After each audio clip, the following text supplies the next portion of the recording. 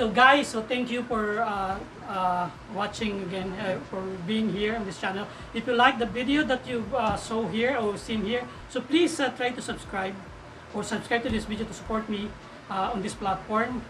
Please click the subscribe button and click the notification bell so you'll be notified whenever we release another video. And please like and share, okay? And do some comments, if whatever you wanted me to shoot on next video, okay? So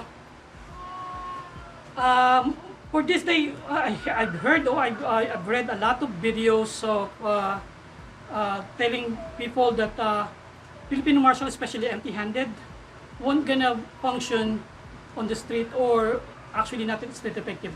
Well, there's a truth on that word, or there's a truth on that topic, because I've saw a lot of Filipino martial arts. Not only Filipino martial arts. I saw a lot of martial artists here in the Philippines who are actually training differently than what they want to do, or if they want it to be into self-defense perspective, or it's not clear to their mind that what they're doing is not actually geared toward state effectivity. Okay, so some of the issue is Filipino martial arts are not preferred to in a real fight.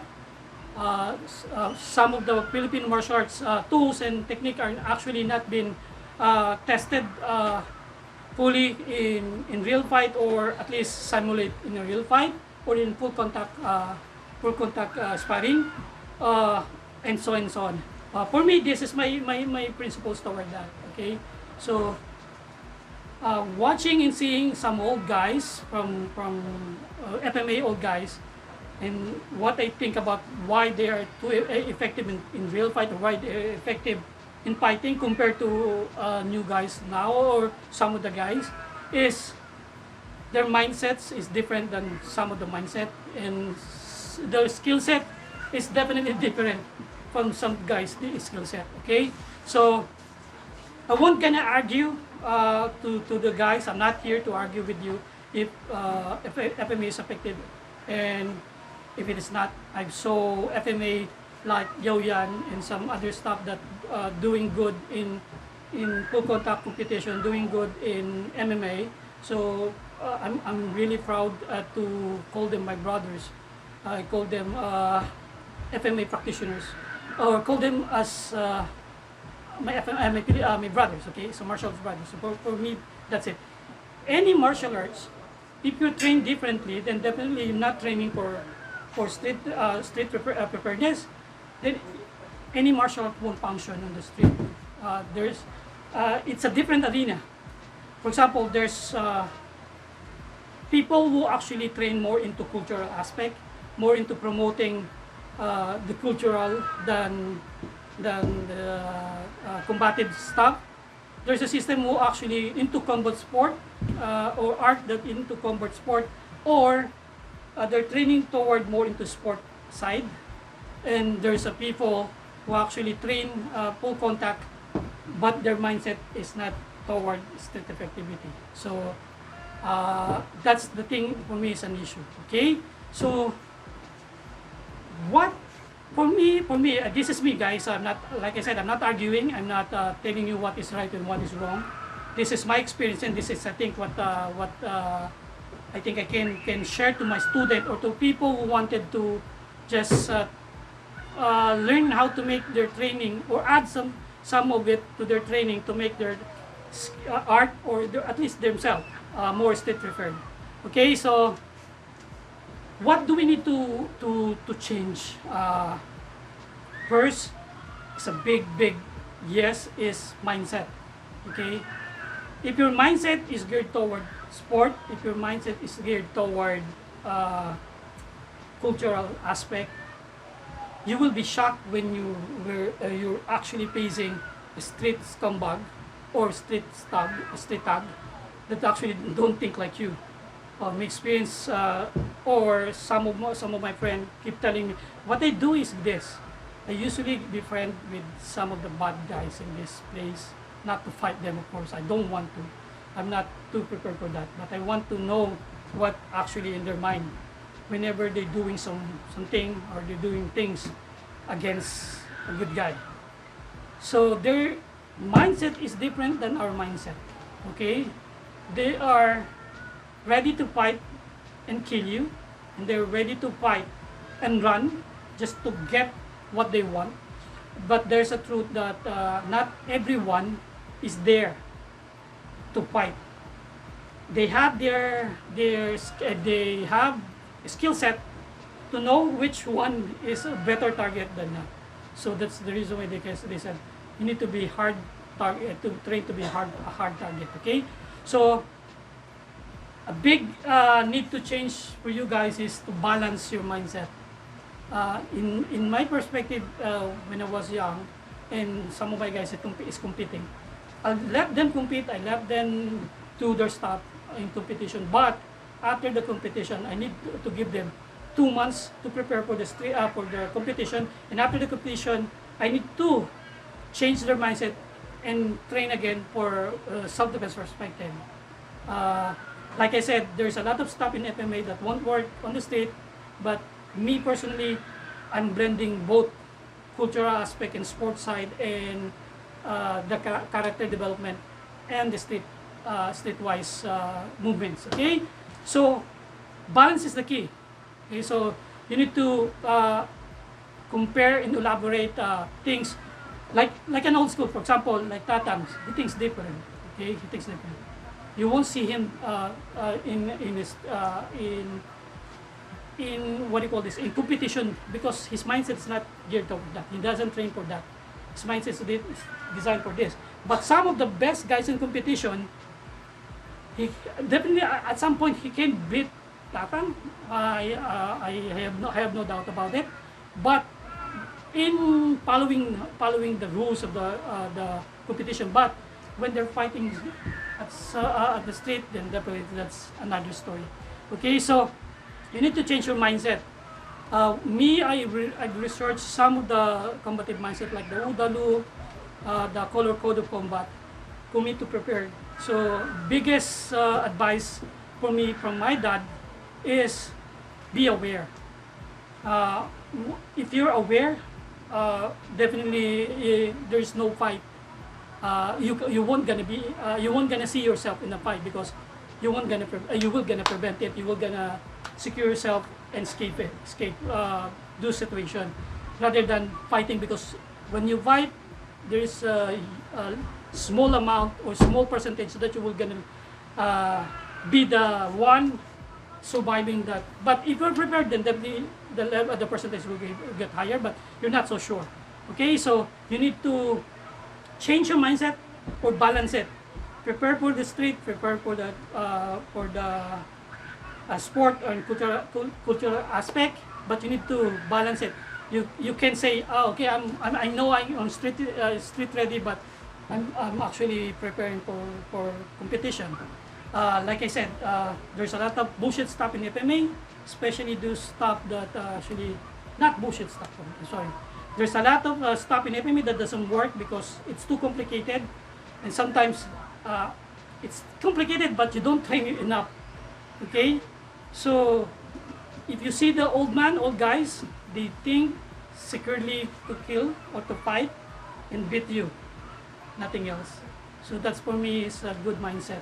I adopted it, and I'm actually even my guys who compete in competition, I tell them, okay, think about it. You need to win, train to win, and kill that guy, but not actually killing it, but mostly proactive mindset. Okay, so second is after the mindset, after you're correcting your mindset or balancing your mindset, you need to balance your drills. They said that flow drills is not effective. For me, the drills is supposed to be developing something to your body, either attributes, technique, or whatever. So flow drills is designed to develop your reflexes. Flow drills is designed to develop something in your body, something in your mind, but not necessarily effective on the street. But it is one drill for you to develop your body and your mind. But if you're training your drills or your flow drills toward the sport, then definitely your drills will be toward the sport. But if you're developing something toward the reality, then definitely you're gonna go to the reality stuff. Okay, so There's a lot of drills, like traditional drills, sombrada, whatever. But if you know how to explore, how to drill it, then you're gonna be good. Okay, so for example, yeah. This is a simple stuff of simple drills. Tapi-tapi, or tapikan in our case. For me, when you're doing this without the right mindset, then definitely you're gonna lose either in competition or in the state. If you're gonna do this without thinking that you're gonna hit him, then how can he develop a right way to, for example, if I do this like this, wrong mindset, but pan drills.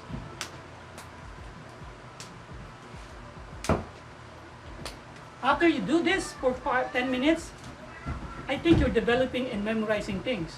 You're not thinking about protecting yourself. But me as a trainer, I will change it by doing this. So, then, by doing the flow drills, then add something and make it more realistic. He will develop this aggressively. Then come, and go back to simple drills.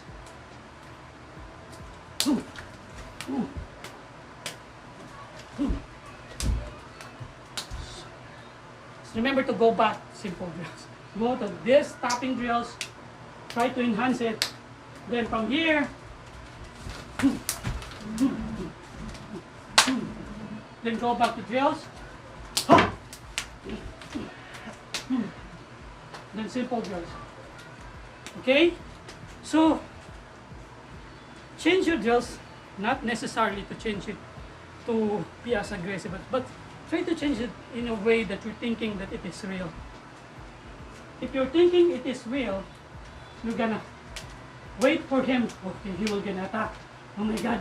Oh my God, he's gonna attack. Okay, develop something.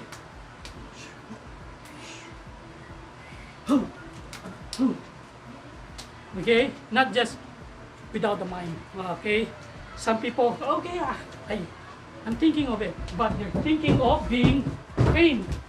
They want to be as effective or as cool as they can without developing the proper way. If you're developing this for sport, try to train for sport. For example, try to do it here. One is sparring way. 1, 2, then tap, tap, tap. Then 1. Or if you're preparing for street, 1, tap, tap.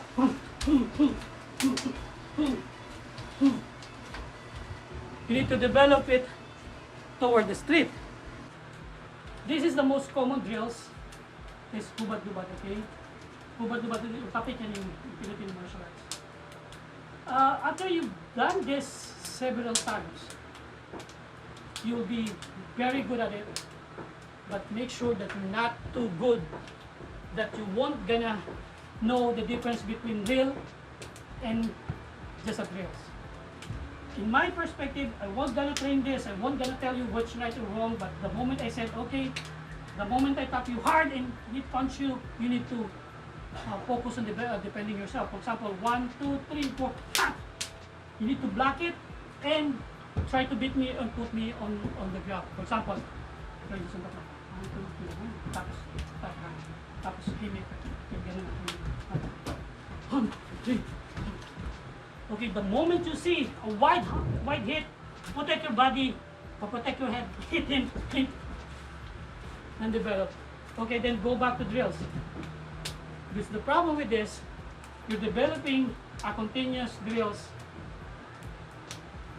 and after several times or several years of doing this, you'll be mastering the drills without knowing the application of this. You need to know how to apply certain technique.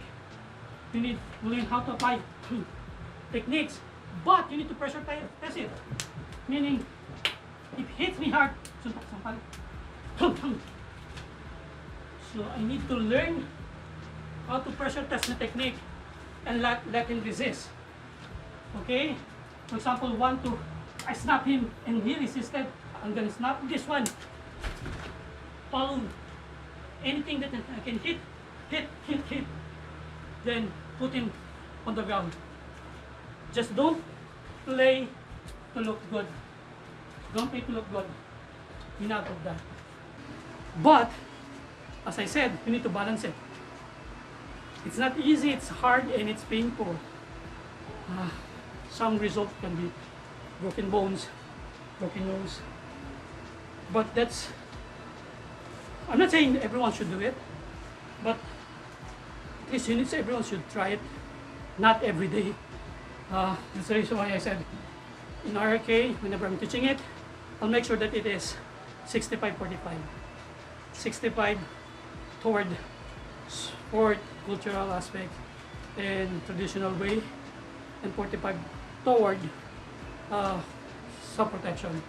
Because if I blend it and change it into another way, it will be painful. The training will be painful because I'll make sure that my trainings, full contact base, my trainings will be this. I won't gonna enjoy it. The students should enjoy it, right? Your student or you yourself, you should enjoy it. So you need to balance the training. So what I want you to add is, try to do the traditional drills or whatever your drills is. Then try to watch, okay? Try to watch CCTVs, real attacks from CCTVs. I know this will cause something to other people, but again, this is me. I'm not telling that you're not good or the guys are not good. We are all practitioners. We love Filipino martial arts. I'm here just to share. If you think you can add this message, or you can dig this message and add it to your training, then good. If not, then not so good, okay? So just don't watch it. So, but if you do, try to add situational drills, meaning sometimes you can't use your right hand because this one is broken, so you need to use your left hand. Sometimes you're sitting and spar while sitting. So try to spar in a usual sparring point system. Try to spar in a full contact, real contacts, at least once every 2 months. Or if you can do once a month, then better. But for my age, at least every 2 months. Okay? So I have several broken arms. I broken fingers. So then try to do, okay, so traditional sparring, you can do pre-arranged sparring for you to be educated in fighting. Then try to do situational drill, meaning sometimes you're lying, sometimes you're sleeping, sometimes somebody that is actually around you and you're just sitting alone. So whatever you can think, but it is still with consent because you know what will happen. You will spar, but it's isolating something. For example, if you're sitting, you can't move, so you're isolating your movements with your hands without your legs. You're preparing to be a better Philippine martial practitioner.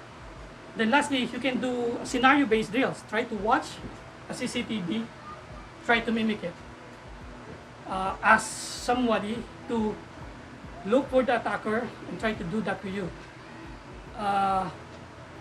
You know the drills, it is with consent, but you're copying the best street attack wannabe or a copycat. But he will attack you like that, but of course you know what will happen, but he won't gonna pull his this attack. He will gonna land it, but you need to wear protective gear, because if not, then it will cause more injury than good. Okay, so guys, that's for me is, I think, what is mostly lacking to Philippine martial, especially empty-handed. You spar a lot, that's good. Some martial art doesn't spar, but you spar something that I saw a guy who's actually a boxer, but when he faced two opponents on the street and he was being attacked by chair, and he's punching this and he's still a boxer, but he can't land the punch. Why? Because he's afraid that he's fighting two guys. But what I like about the boxer is after realizing it for a few minutes of scars and get beaten by a chair and by a fall, he actually recollected himself and fight the guy and hit them because he's used to the pain. Some of the best teacher in street preparation is pain management. You need to manage your pain, manage your thing, so you will be open-eyed, clear your mind, and accept everything. So again, this is not a technical or technique-wise video. It's more of a tip. Okay, so again, you can do, for example, you can do sombrada or whatever you like. For example, this sombrada, I can still do it, but I'm gonna ask him that when I do the sombrada, at some point I won't gonna last it. I'll last in this. Okay, I'm gonna ask. Okay, let's do it for at least 10 counts or 10 counts or 15 counts. Then I'm gonna finish it. For example, 1, 2, 3, 4, 5, 6, 7, 8, boom, boom, and finish it. Or whatever count that you want. 1, 2, 3. 1, 2. Then so then try to study spar it. 1.